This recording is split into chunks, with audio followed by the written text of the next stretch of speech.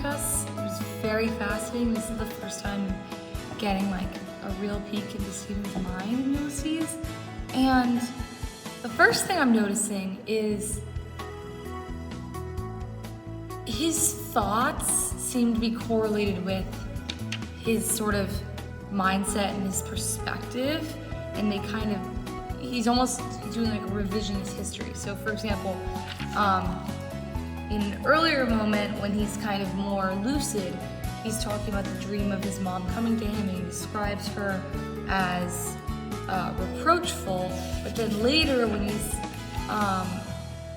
really like worried about his mom and about this like thing that that Buck had just told him, he describes her as coming to him with like secret words. And I feel it's just a difference, and I feel that he's telling himself that to comfort himself, that no, my mom isn't reproaching me, she's coming to sort of confide in me, share a secret. And you kind of just see throughout there are these like constant contradictions with the way things are phrased, and they seem to be this like constant sort of defense mechanism and comforting of himself.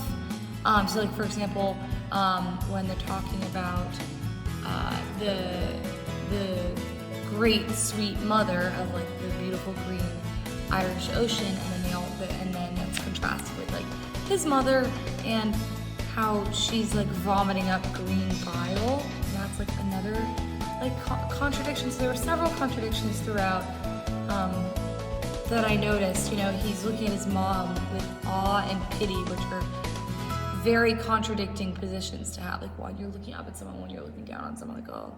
And so, yeah, I think this is just interesting to flesh out, and I think it might be partly because of his youth, that there's just a lot more flip-flopping, and also he is a lot more fragile of an ego. So this one comment by Mulligan has stayed with him for a very long time. And also when the female domestic servant, the old woman, isn't as deferent to him as she is, for example, to Mulligan and to Haynes, he takes that personally. He's like, why is she not acting like that towards me? So a lot of contradictions, a lot of getting in his own head, a lot of, you know, his own, kind of shifting things based on the circumstance and based on how he's trying to comfort himself. So really fascinating. Okay, so after reading Nestor, I feel like a theme I keep coming back to is about this idea of like mental control and agency. Like I feel like Stephen has so little agency and control over his own thoughts. So like, for example, he talks about how history is a nightmare he can't awake from. So at first I thought that all these intrusions into his mind where he's suddenly thinking about all these historical patterns was kind of what he wanted to be thinking about. But no, I think it's totally involuntary, and that he maybe would rather not think about, for example, when he's talking with Mr. Deasy and they're talking about the Orange Lodges, and he starts thinking about papishes, which I think is a derogatory slur for Irish Catholics, being hung, and like all these sort of like gruesome images. And then also when he's talking about we keep saying this phrase, world without end, and that, I looked into it, is a phrase from Paul, Ephesians, and like in the Bible. And so he's like thinking, it's like woven into his thinking, his like Catholic upbringing, even though he's tried to distance himself so much so that he wouldn't, you know, say something at his mom's deathbed. So, but he's like not able to control it. Like that is just like part of who he is. So he's thinking of these like things without even realizing it. Or when he's talking about, also I feel like that connected to when he was talking about Colambinus, the fiery, he's talking about his mother's prostrate body, the fiery Colambinus in Holy Zeal Bistrode. And Colambinus was like one of the like first like Irish missionaries, I think, that like went international, and he went to Italy. And he has this quote where he said, "We Irish, though dwelling at far ends of the earth, are all disciples of St. Paul and St. Peter." I think that shows that like, even though Ireland's like really far, like Catholicism is so intertwined into the way that like the country operates and thinks, that like they're all kind of disciples of St. Paul and St. Peter's. I just specifically remember the St. Paul because that was the same person who said the phrase that then Stephen is thinking. So I'm just thinking about like his inability to escape his thoughts. He talks about how he's being beset by memories. These memories are assailing him. He's just like has no ability to really like regulate or just sit. Yeah, and it's kind of like overwhelming, and I feel really sad for him. So yeah, that's how I feel post-mystery. Much love in my heart for Proteus. I think, first of all, Stephen's entire hallucination with the midwives and the bag and or his assumed midwives and the bag and his whole assumption that it was like a fetus in there and all the different thoughts that spouted from that. Also his imagining of his dad's response if he went to his aunt's house was really fascinating. Is that it's like almost, I think the first time we hear Simon Dedalus and his voice, so that's really fascinating, and you learn he's quite the character. Yeah, I mean, my annotated version of Proteus is so, it looks psychopathic because there's just so much to pull out, and I'm constantly looking at kind of the annotated everything because, yeah, I guess the intellectual modality of the visible is really fascinating to dive into, as well as, yeah, just every single part of it was so filled with so much detail, and yeah, I'm still kind of reeling from it, so yeah. So my initial thoughts after reading Calypso, which dives into Bloom's perspective, and it's like really introducing you to this character, is just the idea of what you feed your mind and your soul is how you live your life, and how you live a day is how you live your life. I'm just thinking about how he is like eating these things that are really like grotesque and heavy and would fill your arteries and are just described in such like, almost like fetishizing, like almost sexual ways, and then later that's also like emulates how he describes women, how he thinks of women, how he thinks of things in general, and yeah, like kind of it makes you think about like how the rhetoric of the internal monologue in your mind and what you are physically feeding yourself, both language-wise and food-wise, how that affects your day-to-day life is kind of really what I'm picking up on, and there are like an infinite number of examples of that. But yeah, I mean, my book is like really insane already. Like every single page is like very, very like that. So we'll see how this goes, but I really like it so far. Chapter is very aptly named Lotus Eaters because it's a moment where there is a lot of indulgences by Bloom, and also a lot of, for example, we're seeing his pretty sensual correspondence with Martha, and yet in the same time we're also seeing, when thinking about the way Miss McCoy talks, he'll think that Miss McCoy has too high-pitched a voice compared to Molly, his wife, and so he's there's just a lot of objectification of women, comparison of women and his wife, and kind of this sick masochistic pleasure that he's getting from kind of the lack of actual attention he's getting from Molly, but also even the lack of actual follow-through on Martha as well, and that it's kind of all just this fantasy. And so we're really getting into his mind and, his deepest desires, and it's really interesting. Also, of course, he's on his way to a funeral that he's just found out about, which is a pretty devastating thing as well that keeps in Jane's way into Bloom's thoughts. So really, really fascinating. I think it's probably one of my favorite chapters so far. It's obviously pretty short, tight, an interesting form. And yeah, I'm just interested to continue to explore Bloom's relationship with women and the way he views women, because it does not seem to be very positive or neutral. It seems pretty raunchy, so we'll see. And also a lot of comparisons to food, to women's bodies and food. It's really fascinating. Hades, its stream of consciousness form obviously makes it really difficult to read, but I think also really expands the interiority of Bloom. I think the fact that he is listening to the bells, which both mark the passage of time, but also are reminiscent of the funeral, and marking that as well, I think shows how similar to how the bells are going to chime once an hour, every hour, keep chiming, keep kind of reminding him of kind of death and mortality. I feel like emulates the fact that those are thoughts that are going to be introduced into his daily life as well, intended or not. I think also the exploration of burial and mourning practices is really fascinating, as I think it's a source of guilt for Bloom that, you know, in the Jewish tradition, you're meant to have this, you know, very specific set of ritual rites of, you know, kind of cleanliness and with the white cloth.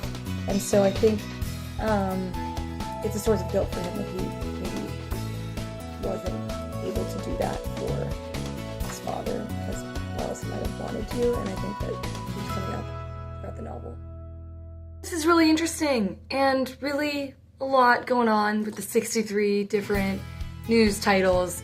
I think, first of all, I really liked it when Crawford asked Stephen, like, I want you to write something for us, and especially something with some bite in it, right? And because that, I feel like is exactly what Ulysses is. And I think just like Ulysses, Stephen's Parable of the Plums really subverts your expectations about the type of narrative he might tell, because it's literally just these two festal virgins climbing Nelson's pillar, sitting there, you know, eating plums, spitting the stones out. And I guess something I've been thinking about is this idea of they're looking out at this quote-unquote, like, kind of like Dublin promised land, and it's disappointing, right? And I wonder if that's similar to the disappointment of within a plum. Obviously there's this stone, because actually, totally ironically, today for the first time in my life, I actually was eating cherries, and my friends and I were doing like a pit spitting competition, like spitting it just into the grass, and it's a really fun thing to do, to just, you know, just get it out there. And I feel like it really shows kind of that Irish, maybe dry sense of humor, you know, to just be sort of spitting on that. And it kind of reminds me of like the pissing contest that Bloom does, that is talked about later. So yeah, it's really fascinating, I think, thinking about promises, expectations, you know, the sweet fruit of you know, kind of the hopes of Irish nationalism, and then kind of the dashed disappointment of the reality, and kind of an unexpected pit maybe, but then making light of it and kind of having good humor about it. I could be totally reading into it might not be about humor and joy, but I just know personally that it's a joyful, humorous experience doing that, so I think that's what. Okay, this was a crazy chapter, Les Trigonians. The first thing that I noticed was when Bloom is talking to Mrs. Breen, and his mind is wandering so much. Like, he is not in the conversation. He thinks about everything and anything and everything other than his conversation with her. And I was just like, damn, like, how many times do we talk to people and they are so not there? Like, even when he was thinking about, like, wondering if he went to the bathroom, he was thinking back, oh, did I pull a chain? Did I remember to flush the toilet? Okay, yeah, I did. Like, that is so how humans think. Like, I totally understand that. You know, you're in a conversation and suddenly you have this intrusion of a thought, and you're trying to, like, kind of nod along, but you're kind of thinking about it. Especially tasks just menial things. Oh, did I remember to do that? So that was really interesting. The themes of food and hunger have been really interesting, especially with their relation to sexuality. When Bloom thinks about Molly's mawkish kind of like affection and describes the pulp of her mouth and the joy of eating it. It's kind of just, it's all wrapping this almost like cannibalistic kind of desire and kind of some of the repulsiveness of food throughout the chapter. So it's really fascinating and definitely is advancing his cuckold status, but seemingly is partly because of apathy, partly because of a masochistic desire.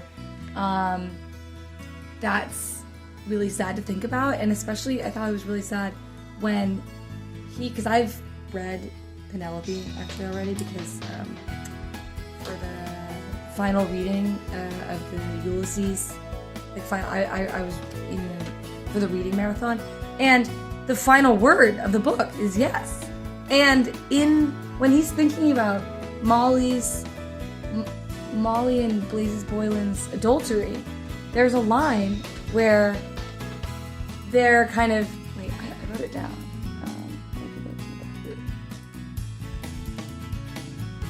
Okay, I kind of have a lot of notes and they're not very well organized, but basically he's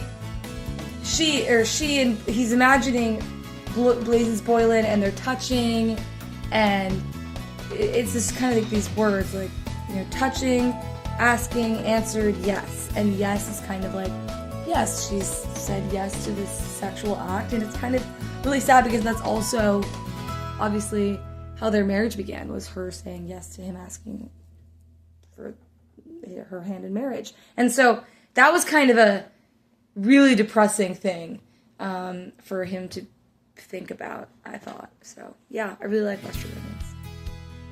I've been waiting so long for this chapter, Scylla and Charybdis, where Stephen is finally gonna talk about his views of Shakespeare. He's confronted with these major literary figures. He's gonna, confront them and give them his major sort of thesis about Shakespeare. First of all, I was really disappointed when, you go through this whole thing, you learn all these different complexities of his theories on Shakespeare, and then he's asked, do you believe in your theory? And he says, I don't. But I think that is part of the point, because I think a lot of what I'm learning about Ulysses is that it's very self-reflective and self-deprecating, and it's like, you shouldn't take anything as gospel truth, even this book itself, even Ulysses, even a very realist literature, realist writing, and I think Stephen seems to understand that to a certain extent, that you should always be kind of questioning, and so, first of all, writing about it. Oh, okay, first of all, I feel like this related to Portrait of the Artist, because in Portrait of the Artist, Stephen talks about these different forms of literature, epic, dramatic, and lyrical, and all the different forms of literature he describes are ones in which the artist presents his image in relation to others, which is obviously his whole point with Shakespeare. So he says that basically Shakespeare is putting himself on the page, and that it was kind of interesting, the paternal nature of his descriptions of Shakespeare's work. Like, first of all, he said that after God, Shakespeare has created the most, which is an interesting quote when you think about how he's kind of viewing Shakespeare's work as paternal, and as if Hamlet's grandson is Shakespeare's grandfather, and he himself is a ghost of his own father. And yet, you're talking about creation, and there's kind of nothing about women being brought up, which is interesting, because obviously women are the birth of all creation. So I did find that interesting, that, when he's saying that Shakespeare's created most after God, I found it interesting to not include it in that. But anyway, it felt like his fears, his existential, intellectual fears of the dangers of being too mystical, like a lot of the literary circles were at the time, and being too kind of, having too zoomed out of perspective when Stephen wants to be in the here and now and wants literature to be read as such, and literature to be read as almost inextricably tied to the creator, which is interesting when you think about religion and how, okay, so who's writing these books, who's writing these stories, and can religion ever be, fully extricated from like these translating and writing these stories? So yeah, really, it was really fascinating. Also, my favorite part was when he talked about how a man of genius makes no mistakes, and how all of his errors are of his own volition, and they are portrayals of discovery. And I thought, I know it feels like his purpose was to say that everything is intentional, but I think even things that aren't intentional, there's still discovery in that. You know what I'm saying? So I kind of like that too, because it's like possibly in this act of possibly the greatest quantifiable amount of creation ever seen on Earth, according to Stephen, through Shakespeare, likely there were mistakes and errors along the way, but that those errors themselves are an act of discovery, because literature, it's not, according to Stephen, not just about the end product, but about the process of making meaning and interpreting your life through this work of art. And therefore, if there are errors, that's just ultimately discovery. I hope that's accurate. I have no idea what any of this means, so. Okay, so Wandering Rocks, probably my least favorite chapter so far, to be honest. I was just thinking how depressing it is that he's just been wandering around, literally nowhere to go, nowhere to see, no person to go and kind of confide in, and like it's actually so depressing. Was my thought during this. Like I was like, he doesn't even have like, a regular pub he can go to, and there's a person that really like cares about him and has his back. He doesn't have like a house, or really like family. He's just by himself, encountering people who just don't like him. Like the fact that he, ran into Blazes was really sad. The fact that Blazes looks into the cut of the blouse and then says, calls the girl a young poet, super concerning. But also, I do think that I tend to have a much more critical view of Blazes than I do of Bloom. And you know what? Both of them are kind of do this. Like Gertie was pretty young and, well, debatable the age, but Bloom obviously. We heard very well either.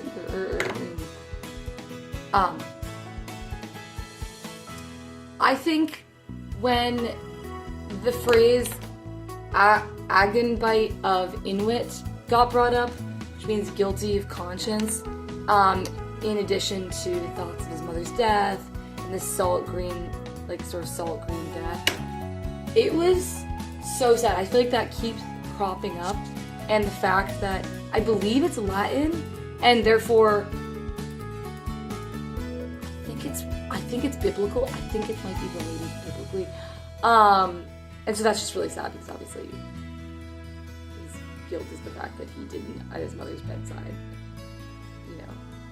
give, a prayer to God. So, yeah, I just feel like pretty depressing chapter. Didn't love it.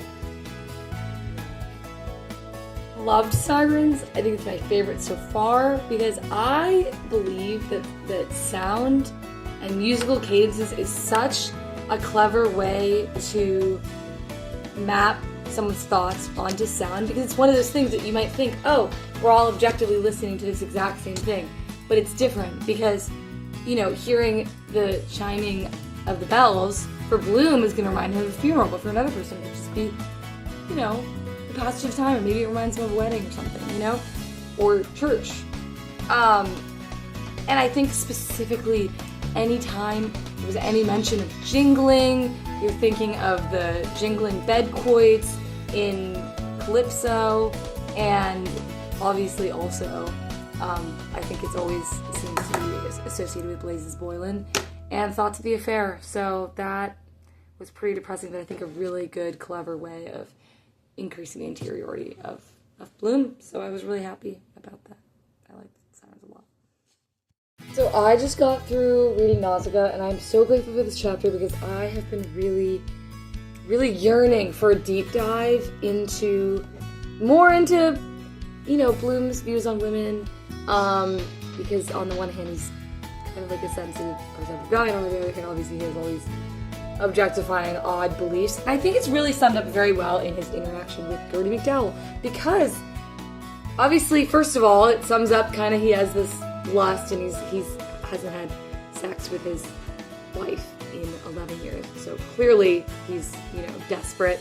And even with Martha, it doesn't seem like things are physical. It's literally just correspondence. So masturbates to Gertie, and then feels this wave of shame upon sort of realizing what he does, what he's done, and that this person is pretty young. But notably, when he feels embarrassed, it says he colored like a girl.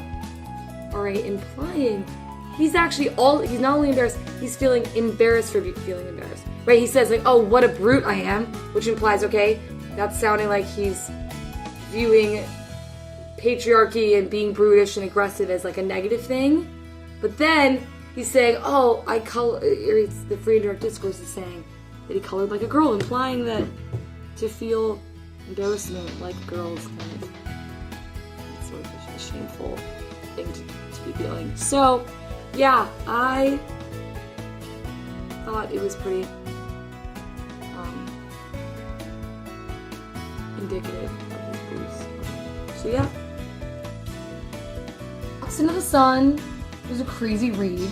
I feel like every time you get comfortable and you're like, alright, I'm figuring this out, I know what's going on, you don't.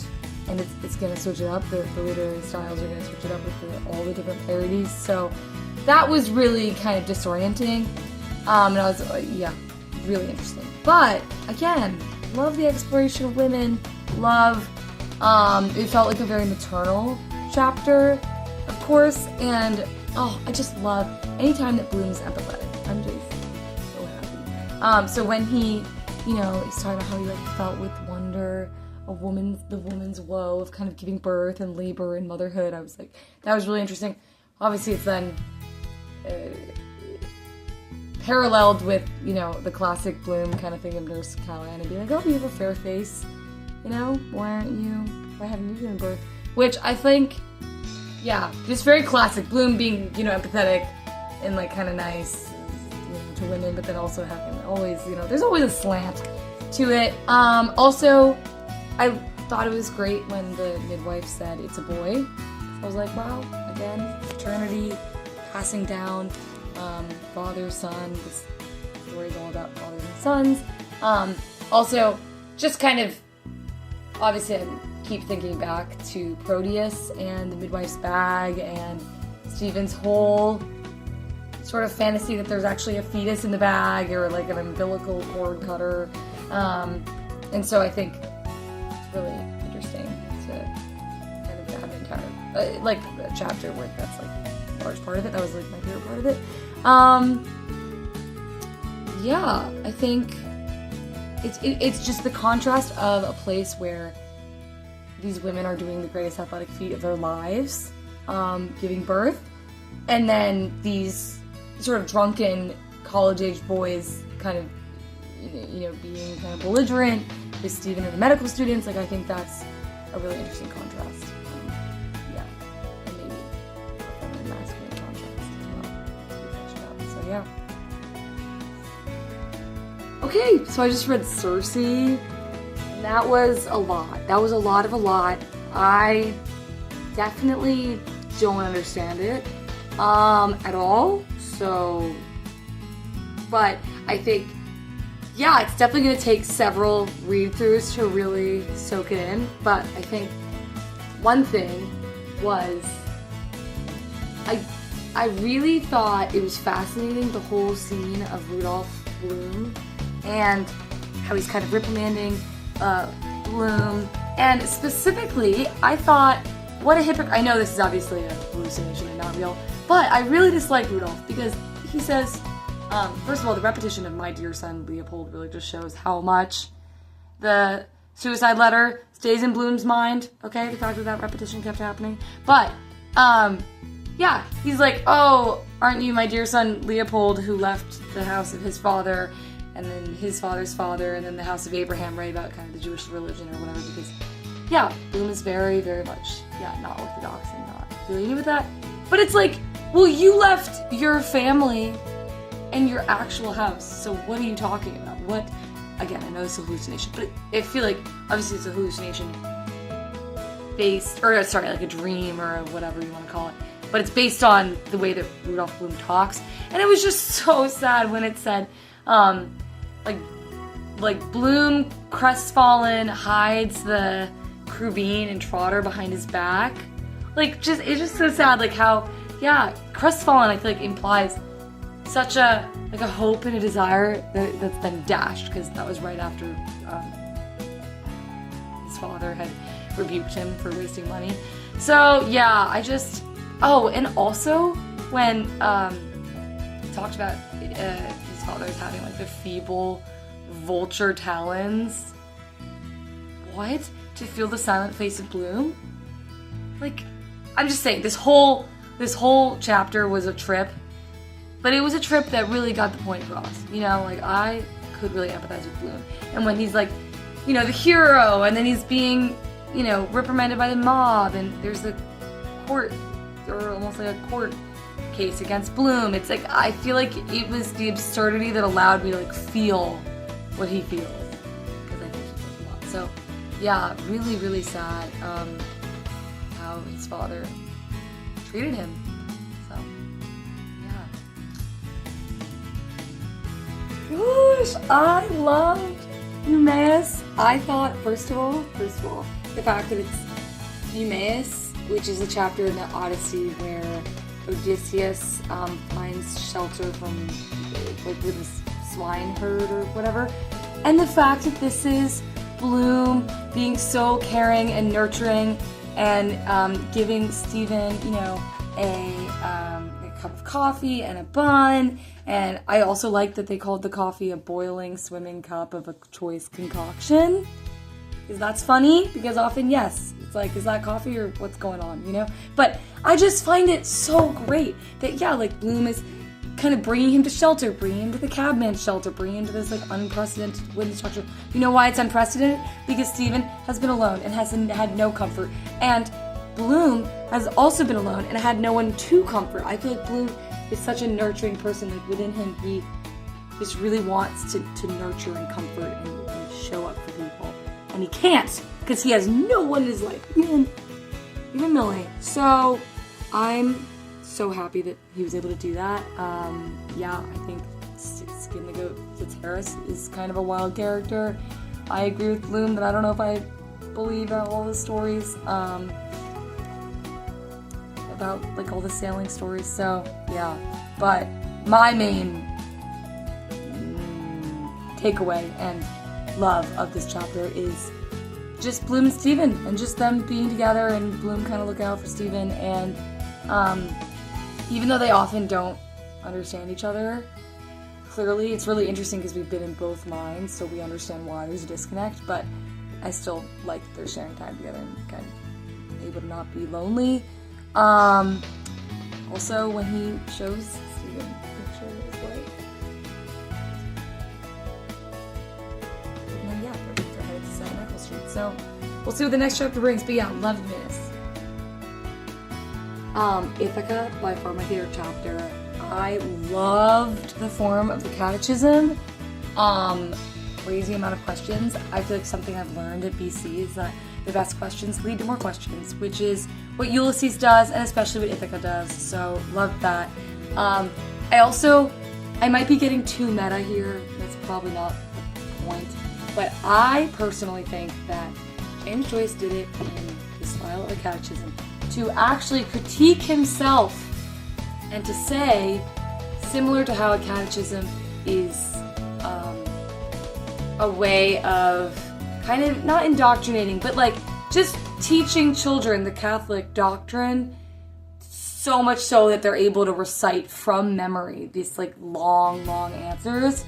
And so it becomes really so ingrained in their mind that, like, for example, with Stephen, with the Jesuit upbringing, it's completely, like, it permeates everything he ever thinks. And even in a realist book like Ulysses, which has such fealty, obviously, to reality and capturing reality as it is, even a book like that, you should be skeptical of, is what I think is the point of doing it in the form of a catechism. I don't know if that makes sense, but it's like, hey, anything you're ever reading, there are forces shaping it. There are forces, biases, and for example, James Joyce went to a boarding school since he was 6 years old. So of course he knew about casteism. If he didn't go to that boarding school, he wouldn't have had the, or like if he didn't grow up in Ireland around a Catholic kind of upbringing, he would not have had that cultural capital, which just shows that, yeah, whenever you're reading anything, I think something that Ulysses really taught me is that, like, truth shouldn't be formulaic, and, like, let's say you land on something that's actually accurate and true, but if you didn't do it yourself, if you just read it in a book and you didn't, like, reflect on why it's true and why you genuinely also feel it to be true, then it's not actual knowledge, it's not actual self-learning, and I think that's something that, Stephen was really trying to get at, and Scarlett should as well. So, yeah, really loved Ithaca. Definitely my favorite chapter, which is great, because I thought my favorite chapter was Sirens, but now it's Ithaca. Ellipe is probably my favorite chapter so far, although it's tied with Ithaca. I just think the fact that we end with that last big dot, final ending of Ithaca, Bloom goes to sleep, and then we enter Molly's perspective, and this person that we've only seen through Bloom's gaze, comes to the forefront, and we see how kind of delightful she is, and how much she has all this kind of zest for life, and all this sort of longing and bitterness because that longing isn't being met.